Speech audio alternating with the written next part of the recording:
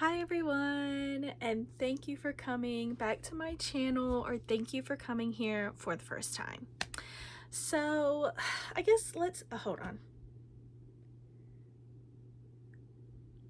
I felt like I was gonna sneeze. Okay. I think it's passed. So yeah, let's jump straight into it. So April. It was a slightly more successful reading month. I definitely read a lot. I found a bunch of new series that I really liked. Sorry, I got a cold chill. And I did finish 2.5 of my books on my April TBR. So you guys know I finished Private Charter by N.R. Walker pretty quickly. Excuse me. And then like last week, I think it was like in the middle of like last week or something. Well, okay, so it's Sunday now. So not like, oh, maybe it was last weekend. It might have been actually last weekend. I listened to The River Has Roots on audio. That was actually my book club book. Private Charter was my Jellyfish Challenge book. It was so good. The River Has Roots. Oh my gosh. Like, it's a short book. And it definitely was a lot different than I thought it was gonna be. The audio was so good. It was so good. I would definitely like to buy a copy of The River Has Roots. I think if you read the book, you now need to listen to the audio. I loved the audio. Let's see. And then I was reading How to Lose a Goblin in 10 Days by Jessie Silva. I did start reading it, obviously, as you can see. But I have recently become distracted by other books. So I've only made it to page 60. And I actually started reading this. I think I started reading it in the middle of last week because I was like, I really do want to read this, and it's on my list, and you know, it's not like a huge book. It's like 300 and some pages. Yeah. So I was like, this is totally doable, and honestly, it's super interesting so far. Like I said, I just got distracted because I ended up going back and looking up a series that I had read like last year at this time, and I was just really missing it. And so I was rereading that series over, and then I realized that the author had actually put out some other books from like the kids that came from that generation, like not all of them, but a few of them. And then it started me down a rabbit hole of this universe and other stories that end up being connected all crazily, and I have been lost in it since then. But yeah, because I started this off and I had read like the first like 3 chapters or something like that, and I was like, oh my god, this is so like cute and this is so good. Yeah, I think I read chapters like 1 and 2, and then I was like, this is cute. But it was late, so I took a break and said I would come back. And so like the first 2 chapters only got me to like page like 20 something, I think. Yeah, it got me to page 26, and then I was reading again, got to page 60, which is in chapter 5. I'm only like a page into chapter 5.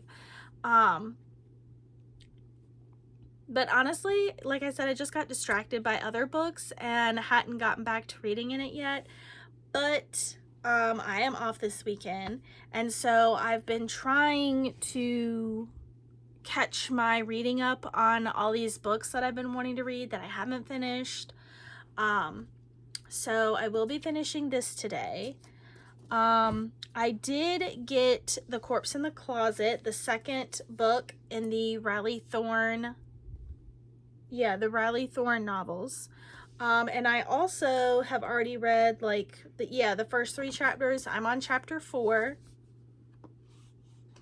which is page 26. And then I actually am almost done with The Secret Garden. I have been reading it at work.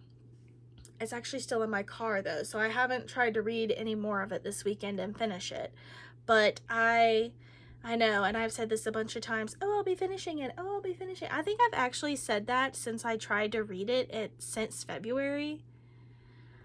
But I actually am a lot further in the book, and I think I'm within like the last 50 pages. So I will be finishing that as well. I didn't get a chance to start Dungeon Crawler Carl or When the Moon Hatched because I had done Private Charter, and then The River Has Roots, and then that's when I started to read How to Lose a Goblin in 10 Days. So I don't know, there's just so much I want to read, but sometimes it's just so much easier to get involved in books on my phone, which is why I have made a point to try and read the physical books. You know, I'll read these books at some point, and I would like to keep on the schedule with them, which is why I do the month. I've started at least doing the monthly TBRs. I just I don't know, I'm just kind of all over the place with books. So I will say I started listening to the audio for a series at work as well with a coworker. We were reading the Everking series, and oh my god. So we listened to the audio for book 1, book 2, and now we're on book 3, which is the thief one, the one with Prince Julian and the elven woman. I think we're on chapter 18 or something, and honestly, we probably would have finished, but we ended up flip-flopping days at the end of this last week, and now she's going to be out of work for a while, so I might just go back and get the audio for myself so I can finish it.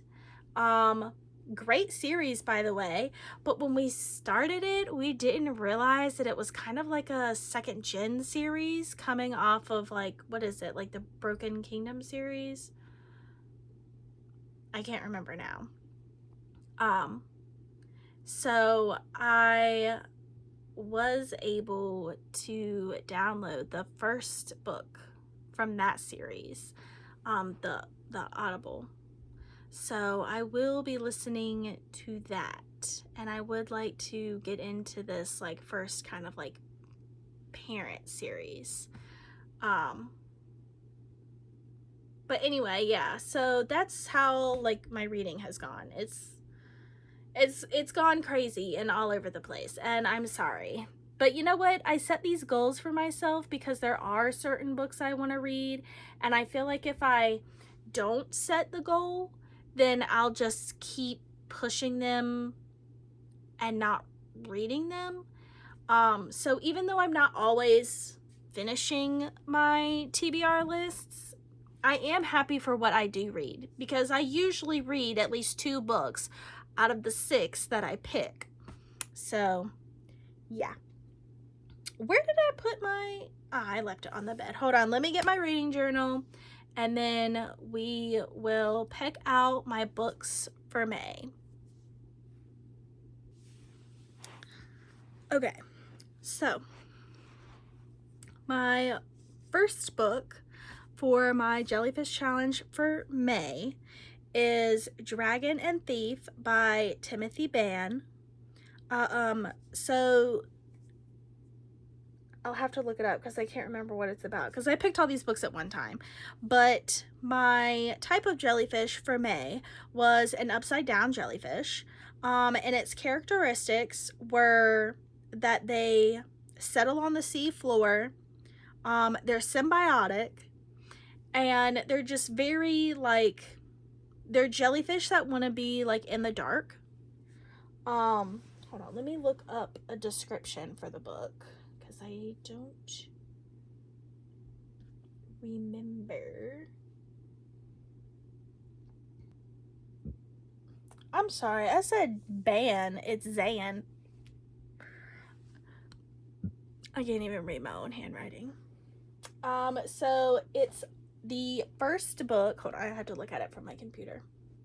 So it's the first book in the Dragonback science fiction series, following a young framed thief named Jack Morgan, who forms a symbiotic bond with a dragon-like alien warrior, Drykos, to clear his name and save Drykos's people from extermination. It was published in 2003. It's got adventure, heist, fantasy, and basically it's about an unlikely duo that work together to survive and uncover conspiracies, with Drykos appearing as a tattoo on Jack's back until needed. Honestly, I just thought it sounded so cool. And the fact that between the main character and the dragon, they have a symbiotic relationship. And I was like, hey, okay, let's do that. So I think I will be getting it on Audible, and I'll be reading it that way. I'm not sure. I need to look and see if it's on Kindle Unlimited, because I don't actually, I think if it's on there, I think you have to pay for it. So I think since I have to pay for it either way, I want to just listen to it, the audio. But we'll see. I haven't decided yet, you know. So that's the first book. I will put it up here somewhere. Now, for my second and third books, which we will be picking from my reading bucket list. And just so you guys know, like I said, I didn't get to read I Am Malala or Dungeon Crawler Carl yet, which was on my last month's TBR. I do, like, you know, keep all this stuff in my reading journal. So even though I haven't been able to read either of them, I have kept track of them, and I am keeping them in a special stack where if I want to start picking up another book and it's like not one on my TBR, I pick one of those up. So it's not that I'm not gonna read it, and yeah, I'm not reading it in a timely manner, but I guess I'm just terrible. Sorry guys. Okay, so first number 27. Oh, okay, let's see what 27 is. I have to find it first. There's 26. 27. Set in winter. How damn. Okay. No, I'm sorry. I'm just like really laughing and find this hilarious because you guys know, if you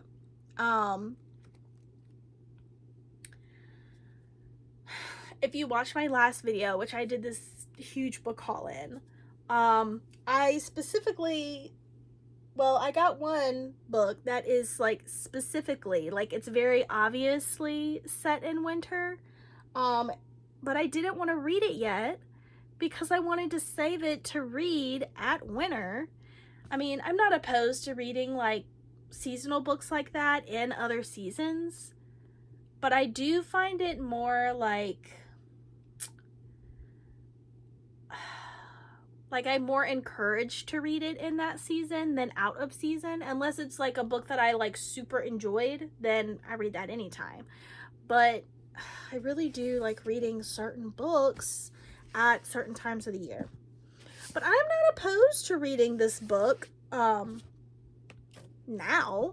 I was just gonna save it. Let me dig it out from under my book stack here. Yes, and that is B.K. Borison's Good Spirits. I do want to read this book, but it's just such a Christmas book that I wanted to read it at Christmas. And I know, the description says set in winter, so that could literally be like any time between, like, I feel like October and March. So it could be a Halloween book, a Thanksgiving book, I don't know, like a New Year's book. Okay, let's see if we can go through my books and find anything else that is set in like the winter months. Let me look real quick. I don't know. I'm thinking. Looking at those. No. I know you're saying, how can you look a book and know it's not set in winter? I don't know. But you know, some books just kind of give off that vibe. Like maybe they would happen like during certain seasons.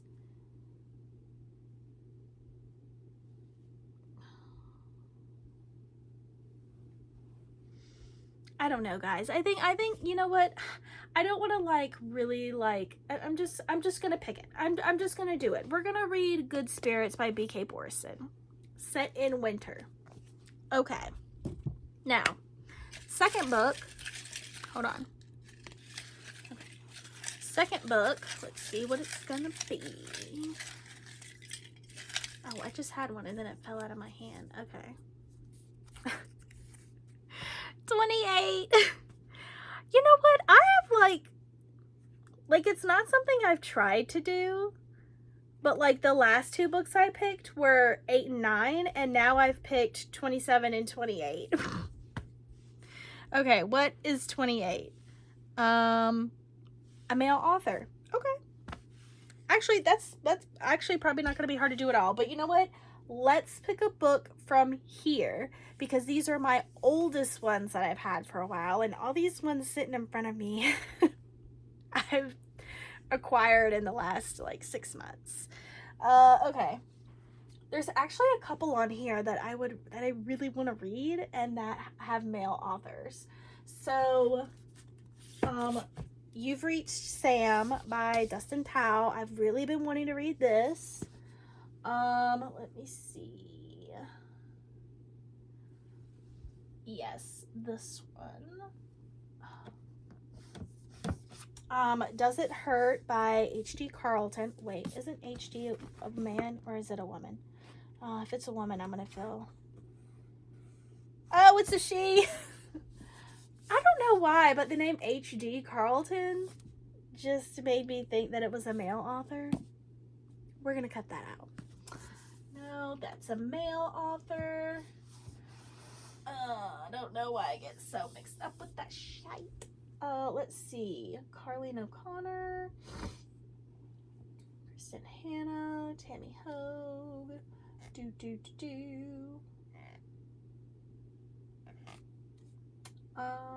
Let's see. Well, I mean, I do have these two up here that are also male authors. Well, and that is a male. Both of these are also male authors. Okay, so I've got You've Reached Sam by Dustin Tao, which I just showed you guys. And then I've got The War on Warriors, Behind the Betrayal of Men Who Keep Us Free by Pete Hegseth. Then I've got This Land Is Their Land, The Wampanoag Indians, Plymouth Colony, and the Troubled History of Thanksgiving, which is by David J. Silverman. I have honestly wanted to read this for a long time. Guys, I was a history major. I love shit like this. And it's not shit. Then I've also got another history-based book, When the Irish Invaded Canada, The Incredible True Story of the Civil War Veterans Who Fought for Ireland's Freedom by Christopher Klein. I've also really been wanting to read this. I've had this for years. And then I've got Fairy Tale by Stephen King. I don't know what I want to read. I mean, I've heard that this was good, but also not as great as some of his other work. You know, I'm all about reading history and current events books that have topics that really interest me. So one of these is definitely a contender. But guys, I have been putting off and wanting to read You've Reached Sam for a while, and I know it's a good book, and I just recently found out that there's a sequel, You've Found Oliver, and I so want to read that. It's just, this sounds just like it's gonna hurt my heart, and I just really have to be in the mindset for a sad book like that. I really do. I don't know if I'm in the mindset for a sad book. Let me read it to you. Okay. A heartfelt novel about love and loss and what it means to say goodbye. 17-year-old Julie Clark has her future all planned out. Move out of her small town with her boyfriend Sam, attend college in the city, spend a summer in Japan. But then Sam dies and everything changes. Heartbroken, Julie skips his funeral, throws out his belongings, and tries everything to forget him. But a message Sam left behind in her yearbook forces memories to return. Desperate to hear him one more time, Julie calls Sam's cell phone just to listen to his voicemail recording, and Sam picks up the phone. The connection is temporary, but hearing Sam's voice makes Julie fall for him all over again. And with each call, it becomes harder to let him go. What would you do if you had a second chance at goodbye? I mean, I'm almost just crying reading it. God. I don't know if it's because I'm like ending my period and I'm like extra emotional. I mean, I'm not trying to, like play into all that shit about women and periods and being more emotional, but I've read a couple of books over the last few days since I started my period, and I have been more emotional than usual reading them. Hormones, man. But I really have been wanting to read this, and it just makes this, it sounds so sad, but it also sounds like it's gonna be like one of those books that it finishes and then I just lay there for an hour and I'm like, whew, like I'm gonna be in my emotions,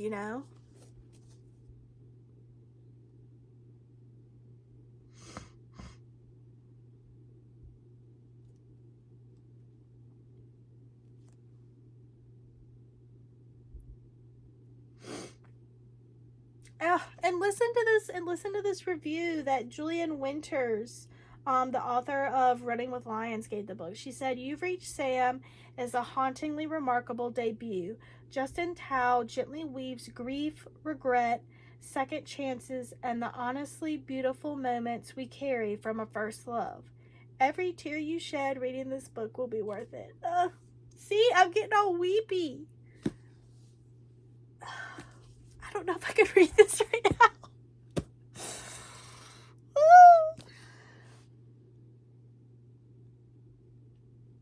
Okay, guys, you know what? I'm just gonna read Fairy Tale by Stephen King. I can't do it. I cannot read this book right now, but I'm going to leave it out aside. So if I decide to pick it up, okay, I'm gonna put these back on my shelf now. Here, I'm gonna put this right here. Okay. All right. So now that I'm done doing that, okay. Yes, okay, that's what I was gonna say next. Okay, my book club read. Let me go to my Discord because I don't remember what was picked um for our book club for May. I didn't actually vote on this one. I forgot to look at the post when I got the notification, and then a couple of days later, when I remembered it, the poll had already closed, so I didn't get to vote at all for this one. But the choices were between, let me see, hold on. Yeah, so the read theme was hidden gems. So the 3 books that were up for vote were Poison, Malice, Twisted by Stephanie Holmes, The Disappearance of Vanessa Shaw by Sarah Cannon, and The Doll Makers by Lynn Buchanan. So I don't know what any of that is. Never heard of any of those books. But the book that won was The Doll Makers by Lynn Buchanan. So let me look it up because I have no clue what this book is. If it's something scary, why did you people do this to me? Hold on. Ugh.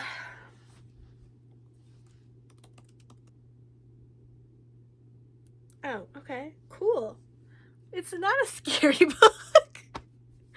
I don't know, it's just everybody's making like scary ass movies about dolls and shit. That was my first thought. Like horror book. That was my first thought.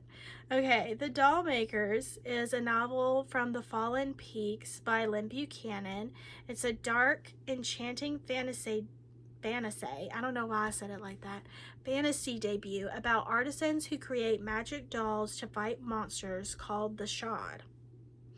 The story follows apprentice doll maker Shawn of Pearl, whose beautiful, delicate creations are deemed unfit for combat, forcing her on a journey to prove their worth and discover her own path. The book blends cozy fantasy and horror. Okay, never mind, there's horror in it. Featuring a unique magic system, world building, and themes of self-discovery with illustrations, and it was released in 2024.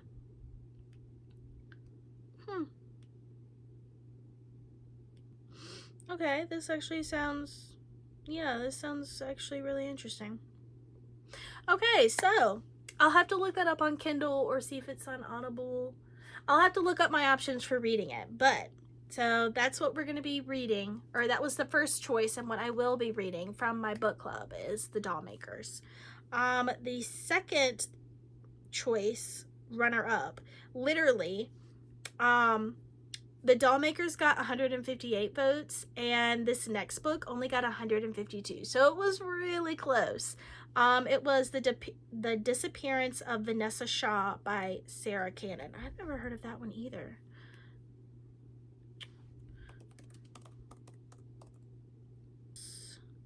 It's a young adult psychological thriller about a group of friends haunted by the mysterious disappearance of their friend Vanessa a year prior, who are brought back to a secluded cabin where they must confront secrets and lies, as everyone present had a motive to want her gone. So were they really her friends if they wanted her gone? The book blends mystery and supernatural elements focused on the narrator's perspective as they try to uncover the truth about what happened that night.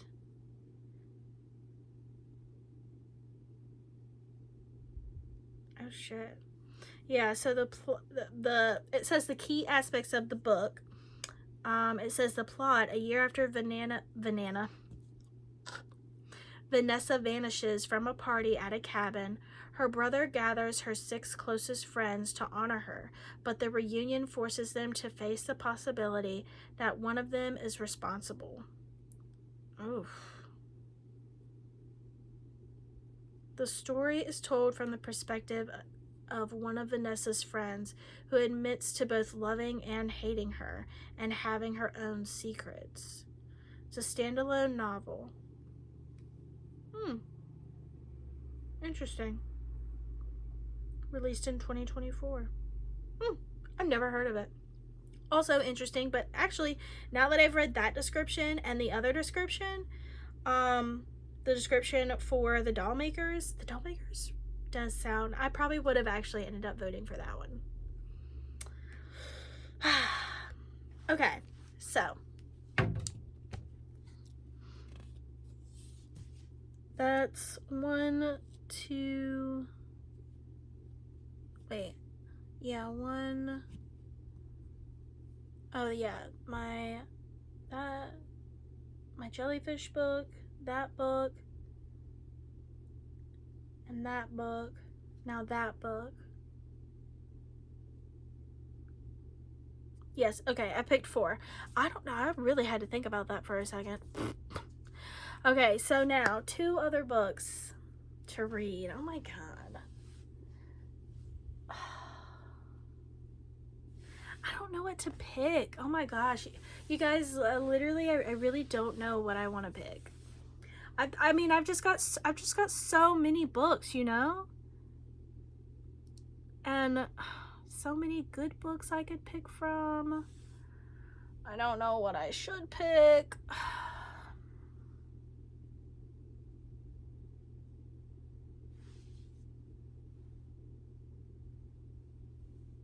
I really don't know what to pick.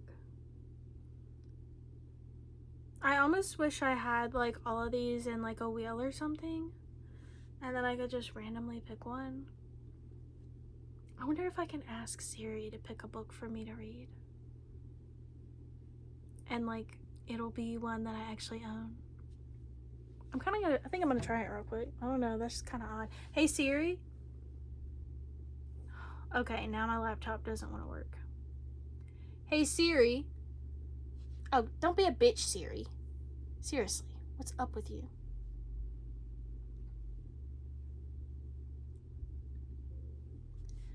Pick a book for me to read that's popular.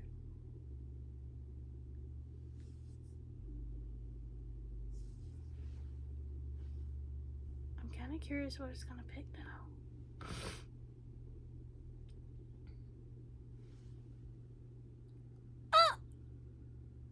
It said, I'm sorry, I'm having trouble with the connection.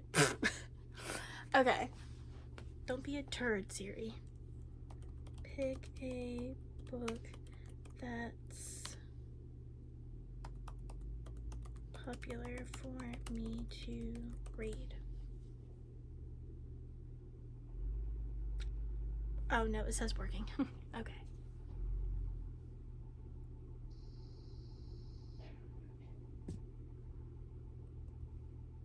Okay, I don't know what's up with my internet connection because literally it's just working fine. Let me see. Okay, I don't know. You know what? I'm just gonna pick 2 books. I think I want to pick one of my newer ones. I think I'm gonna pick One for My Enemy by Olivia Blake. And then I think I should pick another one from my shelf here. I don't have a lot left, but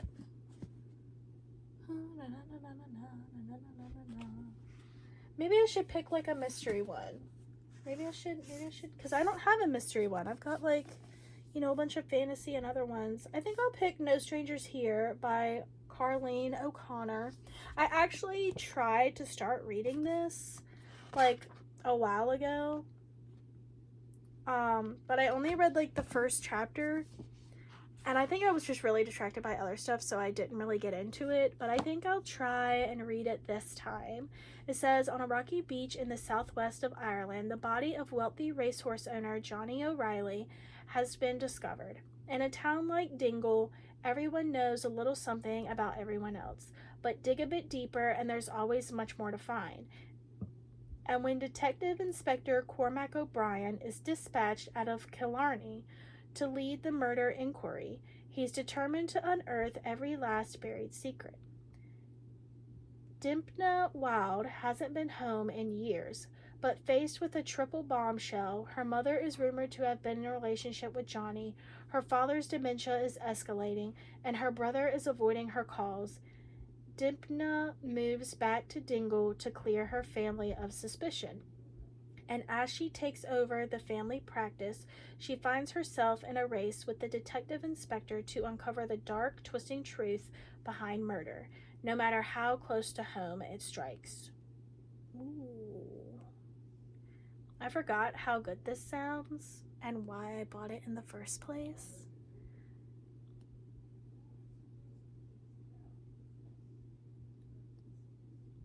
So yes, my last two books are One for My Enemy by Olivia Blake and No Strangers Here by Carleen O'Connor.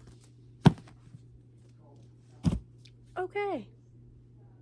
Very diverse list here I got going.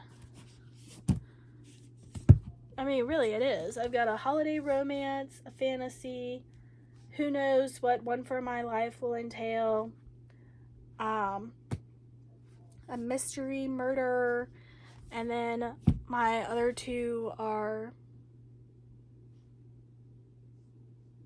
I think that one was fantasy, and then the other one is actually, they're also fantasy. Oh my gosh, I've got a lot of fantasy this month coming up. Well, we'll see how far we get to it. We'll see if we can get through any of it. Yeah. Okay, guys. Well, I may record a little bit more later, but I actually have to go visit a friend in the hospital right now. So, talk to you guys later.